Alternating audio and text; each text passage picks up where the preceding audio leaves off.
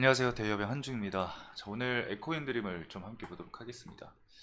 기업 자체의 리스크가 아니면 크게 걱정은 없다라고 제가 이렇게 좀 제목을 지어봤습니다.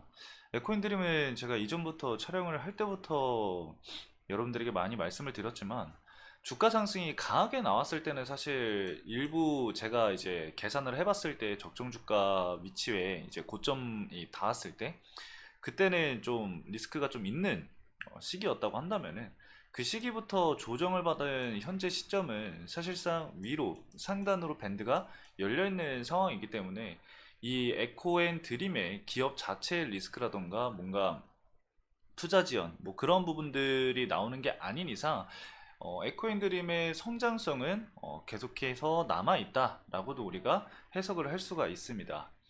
최근 지수 하락 코멘트 관련해서도 좀 말씀을 드려볼 건데요. 이 지수 하락 자체가 사실 많은 이야기들이 있습니다. 뭐 아래 공포니, 경기 침체니, 뭐 엔캐리 트레이드니, 뭐 여러 가지가 있습니다. 그리고 국장 같은 경우는 이제 금투세 관련해서도 영향이 좀 있다고 우리가 봐야겠죠. 그래서 관련해서 간단하게 좀 말씀을 드려볼 거고요. 반등할 때 우리가 이제 좀 봐야 될 부분들이 있습니다. 지수 영향으로 지금 큰 폭으로 조정이 나온 거잖아요. 이 골이 깊으면은 반등도 그만큼 강하다. 그러한 이야기들이 있는데 모든 종목들이 이렇게 지수 하락과 함께 하락을 하고 반등이 강하게 나오는 건 아닙니다. 그러면 어떠한 기업들이 이 지수 하락을 같이 동반해서 하락을 했을 때 같이 강하게 반등을 하느냐 그걸 봐야 하는데 딱 세 가지만 여러분들이 보시면 됩니다.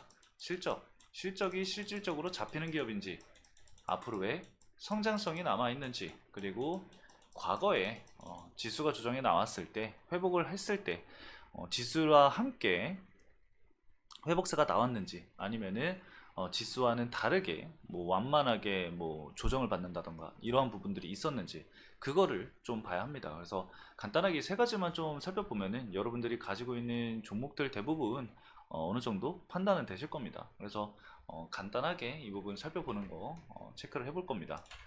일단 에코인드림 제가 제목에 적어놨듯이 일단 기업 자체의 리스크는 없습니다. 현재까지도 쇼티지라는 점은 변함이 없고요. 앞으로 이제 성장성이나 이런 부분들은 확실하게 존재하는 부분이고 새만금 관련해서 이제 공장이 이제 완공이 되고 매출로 잡히기 시작한다고 한다면은 매출 성장은 따놓은 당상이기 때문에 그리고 이제 유증을 통해서 추가적인 증설까지도 우리가 기대를 해봐야 하는 부분이 있습니다. 오히려 에코인드림 같은 경우는 다른 기업은 유증이 악재라고 한다면은 에코인드림 같은 경우는 유증이 오히려 호재로 적용이 될 수 있습니다. 어떠한 부분에 있어서 이 유증 이유가 증설로 잡힌다고 한다면은 캐파 확장으로 잡힌다고 한다면은 오히려 호재로 잡힐 수 있습니다. 물론 초반에 뭐 감가상각이라던가 고정비라던가 이러한 부분들에 있어서 이야기가 나올 수는 있겠지만 결과적으로는 사실 이 다른 기업들에서 이 전구체 부족 현상을 해소하기 위해서 러브콜이 계속해서 오는 상황이기 때문에 그리고 에코인드림은 현재 유미코에 납품하기도 지금 벅차죠. 3만 5천 톤을 가지고는 택도 안 됩니다. 그렇기 때문에 무조건 증설이 나와줘야 해요. 근데 과연 이 증설이 언제쯤 나올 것인가? 그거는 뭐 저도 알 수는 없겠죠. 기다려봐야 하는 부분이고 그로 인해서 일단 우리가 이 유증이라는 부분을 좀 지켜봐야 될 거고 아무래도 지금 이 새만금 관련해서 좀 안정화가 됐을 때 그때 또 진행을 하지 않을까 생각을 하고는 있습니다. 그래서 뭐 내년 초나 뭐 이때쯤 우리가 좀 기대를 해봐도 되지 않을까 이렇게 생각을 하고 있는데 이거는 이제 제 개인적인 생각일 뿐이고 회사 측에서 이야기를 하는 부분들을 좀 지켜봐야겠죠. 그 전까지는 뭐 지수 영향에 따라서 변동성은 있을 수는 있겠지만 매출만 좀 확실히 나와준다고 한다면 그리고 캐파 계획이라던가 이러한 부분들에 있어서 회사가 좀 적극적으로 이야기를 한다고 했을 때 앞으로 이제 좀 좋은 흐름을 보여줄 수 있지 않을까. 물론 이런 것도 다 사전에 이제 어, 이 전제가 필요하겠죠. 그런 부분들이 좀 맞아 떨어진다고 한다면은 회복세는 좀 빠르게 나올 수 있지 않을까 생각을 하고 있습니다. 그리고 시장 조정 같은 경우는 뭐 엔캐리 청산 우려라던가 뭐 AI 수익성에 대한 우려 그리고 미국의 이 아래 공포, 경기 침체 우려 이 세 가지가 좀 동시다발적으로 부각이 되면서 그 이 부분이 가장 영향이 좀 큰 것 같고요.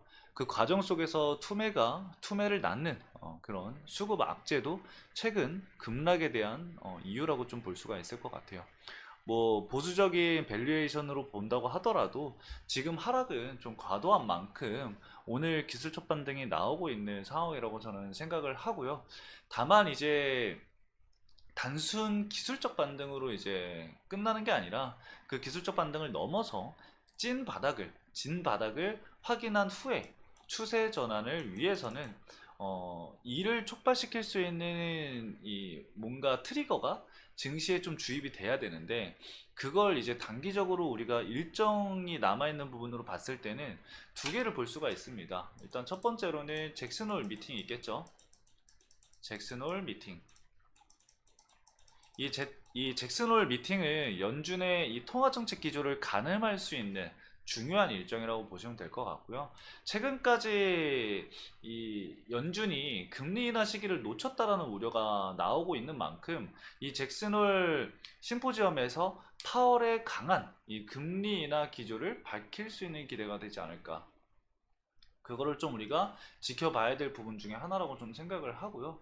그 다음 물론 뭐 이 잭슨홀 미팅에서 이야기가 나온다고 하더라도 짧은 기간 내로 뭐 대규모 정책을 기대하기는 좀 어렵겠지만 이러한 발언들을 좀 통해서 사태를 좀 진화를 할 수 있는 사태 진화에 기여할 수 있는 가능성이 높다라고 좀 보고 있는 상황이고요. 두 번째로는 이제 엔비디아 엔비디아의 이제 실적이죠.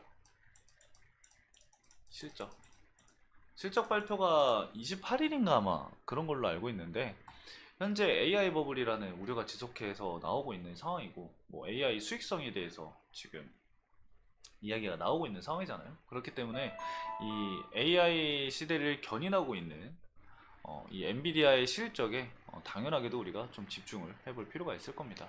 이 실적 상황에 따라서 지수 변동은 크게 나타날 수가 있겠죠. 그리고 이제 9월 달에는 FOMC 회의가 이제 있기 때문에 금리 인하 가능성 여부를 좀 열어두고 9월까지는 지수 변동성이 좀 계속해서 이어지지 않을까. 그리고 11월 달에 지금 대선까지 겹쳐 있는 상황이기 때문에 이번 연도에 빅 이벤트가 생각보다 많습니다. 그리고 뭐 전기차에 대한 이슈들 그런 것도 좀 많기 때문에 변동성은 좀 지켜봐야 될 것 같고 올해는 좀 넘기고 봐야 되지 않을까 싶습니다. 뭐가 됐든 어떠한 종목이 됐든 올해는 일단 넘기고 봐야지 좀 더 명확하게 우리가 분석을 좀 해서 볼 수 있지 않을까 생각을 합니다. 왜냐하면 지금 올해는 불확실성 요소들이 너무 많아요. 예측할 수 없는 부분들이 너무 많았기 때문에 이런 거를 좀 배제하고 뭔가 이 기업적인 밸류에이션을 측정하기 위해서는 제가 봤을 때는 내년은 돼야 되지 않을까 생각이 듭니다. 그래서 여러분들도 제가 말씀드린 부분들을 좀 생각을 하시면서